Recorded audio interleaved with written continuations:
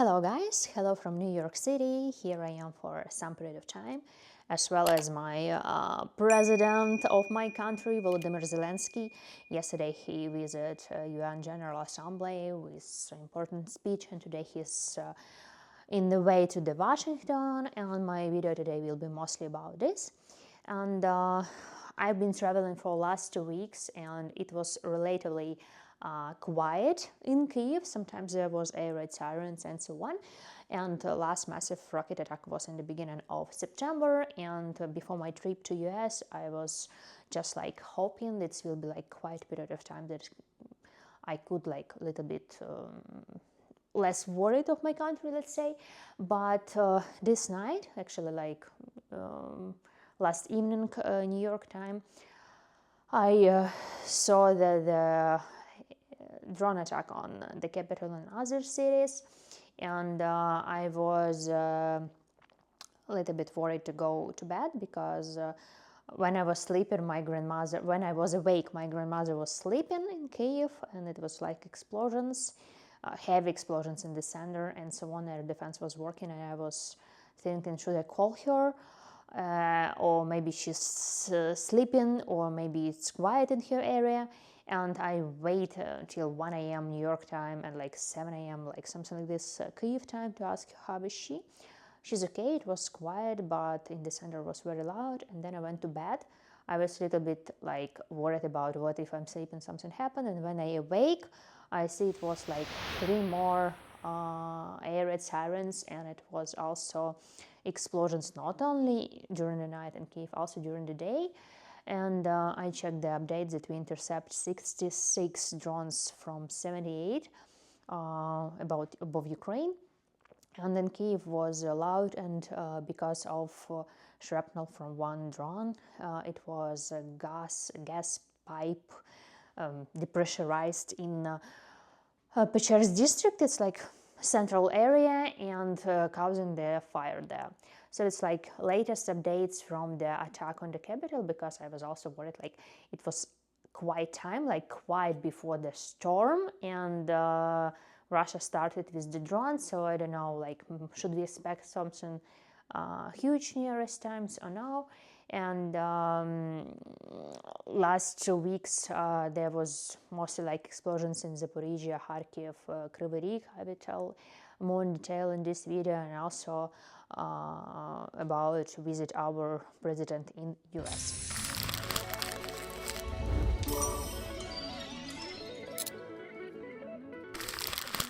I didn't mention that after this night attack, thankfully there are no casualties.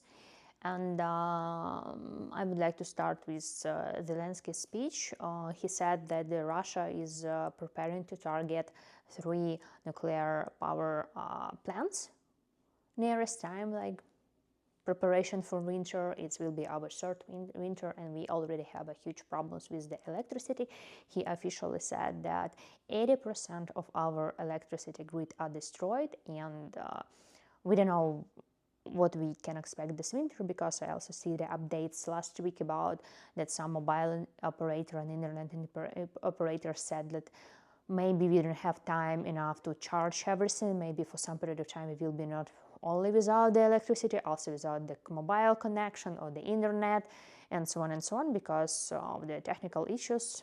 Maybe will be lack of time to charge everything, because also we need the power to heat our houses. So we're not sure what's happening in the winter, but to be honest, I still optimistic about all this. And I guess if we don't have some electricity, it will be for some period of hours. I don't expect to have like a totally blackout in winter. And yes, I'm coming to Kyiv soon, so I'm going to spend the winter, autumn, so I'm not staying in the US, just to let you know. So according to this information, Putin aims to disconnect plants from electric grid. It also can lead to the nuclear disaster. We shouldn't forget about this, but you know, we never know what's in Putin's mind, and how we survive this winter. And actually we already 2.5 years of this war, and it is a lot. So Zelensky in New York with his victory plan, and I like to follow different military experts, analytics, and so on. So what I find different information, and Zelensky gave a lot of interviews, and a lot of newspapers also wrote about this. That's his like victory plan. It's one goal, but the main goal that he is coming for visit is asking for permission for using launch-scale rockets deep inside Russia. So because it's obvious we don't have permission until now, and it's important for us because only that is the way how we can stop Russians. And also full of different updates about the rhetorics of Zelensky, how everything changed. Once I did a video about that when it was debates Biden and Trump. Zelensky in some period of time spoke about second peace, how it's called, like peace summit next year, and invite the Russia also, I don't remember for sure. And when Harris appeared, and it was Harris, the rhetorics was completely changed about the no negotiations with Russia, so on and so on, and Kursk operation, so it was completely different scenario. And now the position of Zelensky, he is only focusing on Harris, and all his politics and so on around Harris. So only this scenario he's following, and a lot of military analytics critics said that like it might finish not good if Trump wins. And in this case, even like people like, I just take different information, just sharing, let me know what you're thinking. We even should have elections of our new president, because Zelensky and Trump doesn't work together. So, and our election for president should happen in May 2024, but according to our constitution, there is not saying something what is like the term is over and it's still a war. We have a different constitution like 103 and 105, so there is no deal what to do when it is like a war and president's term is over. So some experts said like, yeah, if Trump wins, maybe we have to do something with Zelensky, and so on and so on. They analyze his rhetorics and what he said correct, what is not, what's happening later. And for example, he's speaking about that Russia is using like he said about China, that Russia is using the photos of Chinese things from there and get the access for our energy grid and target us. That he said that the politics of JD Vance is dangerous for us. So some of them didn't really critic his speech so much that it's like ended up that he's even done meeting Trump during his visit. So, telling again, in case Trump wins, it will be not a great situation for Ukraine.